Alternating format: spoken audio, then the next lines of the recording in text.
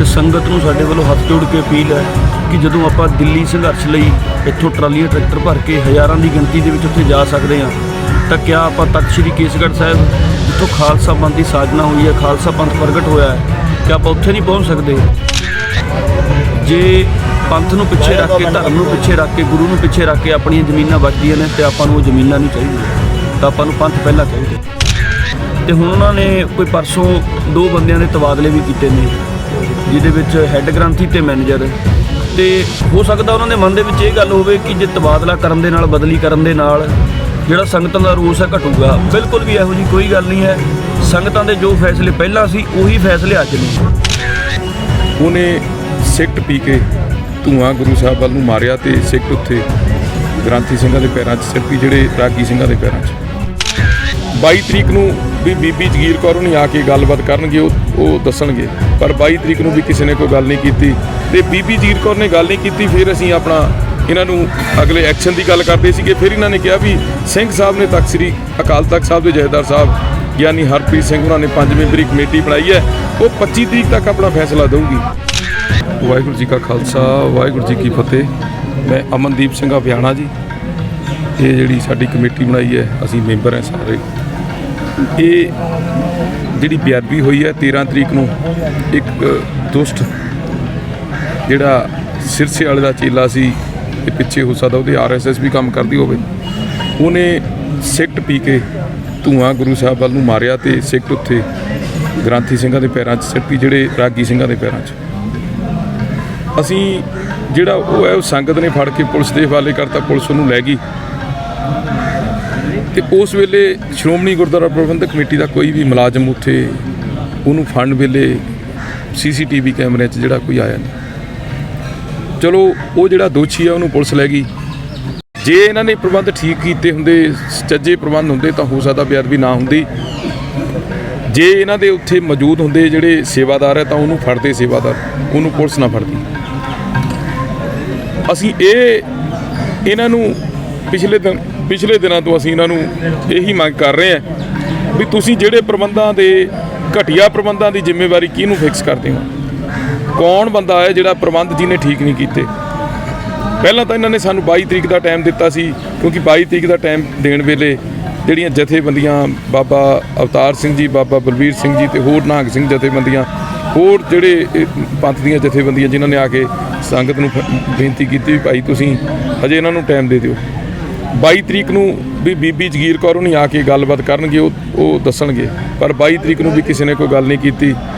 ਅਸੀਂ ਫਿਰ ਇੱਥੇ ਅਸੀਂ ਤਾਂ ਵੈਸੇ 13 ਤਰੀਕ ਤੋਂ ਹੀ ਇੱਥੇ ਬੈਠੇ ਹਾਂ, ਤੇ ਬੀਬੀ ਜਗੀਰ ਕੌਰ ਨੇ ਗੱਲ ਨਹੀਂ ਕੀਤੀ। ਫਿਰ ਅਸੀਂ ਆਪਣਾ ਇਹਨਾਂ ਨੂੰ ਅਗਲੇ ਐਕਸ਼ਨ ਦੀ ਗੱਲ ਕਰਦੇ ਸੀਗੇ। ਫਿਰ ਇਹਨਾਂ ਨੇ ਕਿਹਾ ਵੀ ਸਿੰਘ ਸਾਹਿਬ ਨੇ ਤਖ਼ਤ ਸ੍ਰੀ ਅਕਾਲ ਤਖ਼ਤ ਸਾਹਿਬ ਦੇ ਜਥੇਦਾਰ ਸਾਹਿਬ ਗਿਆਨੀ ਹਰਪ੍ਰੀਤ ਸਿੰਘ ਉਹਨਾਂ ਨੇ 5 ਮੈਂਬਰੀ ਕਮੇਟੀ ਬਣਾਈ ਹੈ, ਉਹ 25 ਤਰੀਕ ਤੱਕ ਆਪਣਾ ਫੈਸਲਾ ਦੇਊਗੀ। ਅਸੀਂ ਇੱਦਾਂ ਦੀ ਗੱਲ ਕੋਈ ਨਹੀਂ ਚਾਹੁੰਦੇ ਜਿਹਦੇ ਨਾਲ ਸਿੱਖ ਕੌਮ ਦੇ ਵਿੱਚ ਜਾਂ ਸਾਡੇ ਭਾਈਚਾਰੇ ਦੇ ਵਿੱਚ ਕੋਈ ਕਿਸੇ ਤਰ੍ਹਾਂ ਦੀ ਪ੍ਰੋਬਲਮ ਆਵੇ, ਕਿਉਂਕਿ ਉੱਧਰ ਵੀ ਸ਼੍ਰੋਮਣੀ ਕਮੇਟੀ ਦੇ ਮੁਲਾਜ਼ਮ ਹੈ, ਇੱਧਰ ਸਿੱਖ ਸੰਗਤਾਂ ਹੈ। ਕੋਈ ਕਿਸੇ ਤਰ੍ਹਾਂ ਦੀ ਟਕਰਾਅ ਦੀ ਨੀਤੀ ਬਣਦੀ ਹੈ, ਅਸੀਂ ਸੋਚਦੇ ਹਾਂ ਵੀ ਇੱਦਾਂ ਦੀ ਕੋਈ ਗੱਲ ਨਹੀਂ ਬਣਨੀ ਚਾਹੀਦੀ। ਇਸ ਕਰਕੇ ਅਸੀਂ ਫੇਰ ਸ਼੍ਰੋਮਣੀ ਕਮੇਟੀ ਦਾ ਐਤਵਾਰ ਕਰਕੇ ਇਹਨਾਂ ਦੇ ਜਿਹੜੇ ਸਿੰਘ ਸਾਹਿਬ ਦਾ, ਖਾਸ ਕਰਕੇ ਗਿਆਨੀ ਹਰਪ੍ਰੀਤ ਸਿੰਘ ਉਹਨਾਂ ਨੇ ਕਮੇਟੀ ਬਣਾਈ ਹੈ ਵੀ ਹੋ ਸਕਦਾ ਇਹ ਕਮੇਟੀ ਕੋਈ ਚੰਗੀ ਗੱਲ ਕਰੇ। ਅਸੀਂ ਸਹੀ ਨਹੀਂ ਮੰਨਦੇ ਵੀ ਉਹਨਾਂ ਨੇ ਵੀ ਸਰਕਾਰ ਦਾ ਜਿਹੜਾ ਕੰਮ ਹੈ ਉਹ ਸਹੀ ਹੈ, ਕਿਉਂਕਿ ਸਰਕਾਰ ਨੂੰ ਵੀ ਦੁੱਧ ਦਾ ਦੁੱਧ, ਪਾਣੀ ਦਾ ਪਾਣੀ ਕਰਨਾ ਚਾਹੀਦਾ ਸੀ।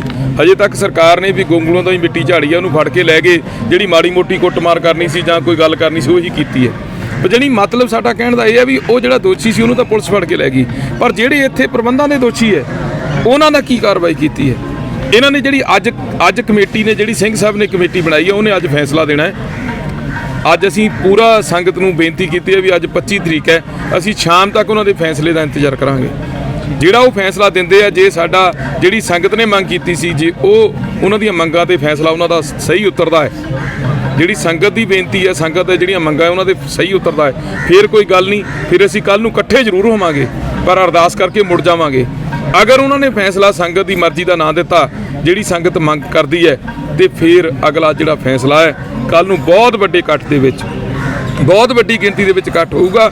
ਇੱਥੇ ਬੈਠ ਕੇ ਸੰਗਤ ਉਹਨਾਂ ਨੂੰ, ਜਿਹੜੀ ਸੰਗਤ ਇਕੱਠੀ ਹੋਈ ਵੀ ਹੋਊਗੀ, ਉਹਨਾਂ ਦੇ ਵਿੱਚ ਪ੍ਰਵਾਨਗੀ ਲੈ ਕੇ ਅਗਲੀ ਜਿਹੜੀ ਰਣਨੀਤੀ ਹੈ ਉਹ ਕੱਲ੍ਹ ਨੂੰ, ਔਰ ਵਧੀਆ ਰਣਨੀਤੀ ਜਿਹੜੀ ਹੈ ਉਹ ਕੱਲ੍ਹ ਨੂੰ ਬਣਾਈ ਜਾਵੇਗੀ। ਖਾਲਸਾ, ਵਾਹਿਗੁਰੂ ਜੀ ਕੀ ਫਤਿਹ।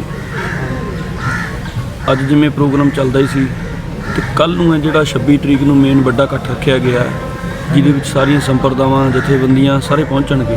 ਤੇ ਸੰਗਤ ਨੂੰ ਸਾਡੇ ਵੱਲੋਂ ਹੱਥ ਜੋੜ ਕੇ ਅਪੀਲ ਹੈ ਕਿ ਜਦੋਂ ਆਪਾਂ ਦਿੱਲੀ ਸੰਘਰਸ਼ ਲਈ ਇੱਥੋਂ ਟਰਾਲੀਆਂ ਟਰੈਕਟਰ ਭਰ ਕੇ ਹਜ਼ਾਰਾਂ ਦੀ ਗਿਣਤੀ ਦੇ ਵਿੱਚ ਉੱਥੇ ਜਾ ਸਕਦੇ ਹਾਂ, ਤਾਂ ਕਿਆ ਆਪਾਂ ਤਖ਼ਤ ਸ੍ਰੀ ਕੇਸਗੜ੍ਹ ਸਾਹਿਬ ਜਿੱਥੋਂ ਖਾਲਸਾ ਪੰਥ ਦੀ ਸਾਜਨਾ ਹੋਈ ਹੈ, ਖਾਲਸਾ ਪੰਥ ਪ੍ਰਗਟ ਹੋਇਆ ਹੈ, ਕਿ ਆਪਾਂ ਉੱਥੇ ਨਹੀਂ ਪਹੁੰਚ ਸਕਦੇ?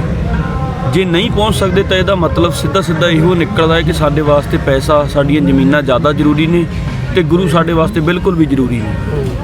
ਤੇ ਜੇ ਇਹੋ ਜਿਹੀ ਗੱਲ ਹੈ ਤੇ ਫਿਰ ਸਾਡੇ ਵਾਸਤੇ ਬਹੁਤ ਸ਼ਰਮਨਾਕ ਗੱਲ ਹੈ। ਕਿਉਂਕਿ ਜੇ ਮੈਂ ਆਪਣੀ ਨਿੱਜੀ ਤੌਰ ਤੇ ਗੱਲ ਕਰਾਂ, ਜੇ ਪੰਥ ਨੂੰ ਪਿੱਛੇ ਰੱਖ ਕੇ, ਧਰਮ ਨੂੰ ਪਿੱਛੇ ਰੱਖ ਕੇ, ਗੁਰੂ ਨੂੰ ਪਿੱਛੇ ਰੱਖ ਕੇ ਆਪਣੀਆਂ ਜ਼ਮੀਨਾਂ ਬਚਦੀਆਂ ਨੇ ਤੇ ਆਪਾਂ ਨੂੰ ਉਹ ਜ਼ਮੀਨਾਂ ਨਹੀਂ ਚਾਹੀਦੀਆਂ, ਤਾਂ ਆਪਾਂ ਨੂੰ ਪੰਥ ਪਹਿਲਾਂ ਚਾਹੀਦਾ ਹੈ। ਸੋ ਸਮੂਹ ਸੰਗਤ ਦੇ ਚਰਨਾਂ ਵਿੱਚ ਬੇਨਤੀ ਹੈ ਕਿ ਕੱਲ੍ਹ ਨੂੰ 26 ਤਰੀਕ ਨੂੰ ਵੱਧ ਤੋਂ ਵੱਧ ਸੰਗਤ ਹੈ ਜਿਹੜੀ ਤਖ਼ਤ ਸ੍ਰੀ ਕੇਸਗੜ੍ਹ ਸਾਹਿਬ ਵਿਖੇ ਪਹੁੰਚੇ, ਤਾਂ ਜੋ ਜਿਹੜਾ ਮੋਰਚਾ ਹੈ ਉਹਨੂੰ ਅੱਗੇ ਨਵੀਂ ਰੂਪ ਰੇਖਾ ਦੇ ਕੇ ਸੰਗਤ ਦਾ ਜੋ ਫੈਸਲਾ ਹੋਊਗਾ ਉਹੀ ਸਾਡਾ ਫੈਸਲਾ ਹੋਊਗਾ, ਉਸ ਨੂੰ ਅੱਗੇ ਮੁੱਖ ਰੱਖ ਕੇ ਅਗਲਾ ਕੋਈ ਪ੍ਰੋਗਰਾਮ ਹੈ ਜਿਹੜਾ ਉਹ ਲਿਖਿਆ ਜਾਵੇ। ਰਾਬਤਾ ਬਣਾ ਰਿਹਾ, ਗੱਲਬਾਤ ਹੋ ਰਹੀ ਹੈ, ਜਿਵੇਂ ਸਕੱਤਰ ਵੀ ਆਏ ਸੀ ਭੂਰਾ ਕੋਨਾ ਜੀ, ਤੇ ਅੱਜ ਸਵੇਰੇ ਐਡੀਸ਼ਨ ਮੈਨੇਜਰ ਆਏ ਸੀ, ਤੇ ਹੋਰ ਵੱਖ-ਵੱਖ ਉਹਨਾਂ ਦੇ ਨੁਮਾਇੰਦੇ ਜਿਹੜੇ ਉਹ ਸਮੇਂ-ਸਮੇਂ 'ਤੇ ਪਹੁੰਚਦੇ ਰਹਿੰਦੇ ਆ। ਪਰ ਜਿਹੜਾ ਉਹਦਾ ਆਖਰੀ ਸਿੱਟਾ ਹੈ, ਕੋਈ ਸਿੱਟਾ ਨਹੀਂ ਨਿਕਲ ਰਿਹਾ।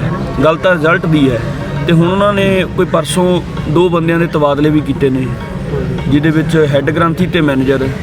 ਤੇ ਹੋ ਸਕਦਾ ਉਹਨਾਂ ਦੇ ਮਨ ਦੇ ਵਿੱਚ ਇਹ ਗੱਲ ਹੋਵੇ ਕਿ ਜੇ ਤਬਾਦਲਾ ਕਰਨ ਦੇ ਨਾਲ, ਬਦਲੀ ਕਰਨ ਦੇ ਨਾਲ ਜਿਹੜਾ ਸੰਗਤਾਂ ਦਾ ਰੋਸ ਹੈ ਘਟੂਗਾ। ਬਿਲਕੁਲ ਵੀ ਇਹੋ ਜਿਹੀ ਕੋਈ ਗੱਲ ਨਹੀਂ ਹੈ।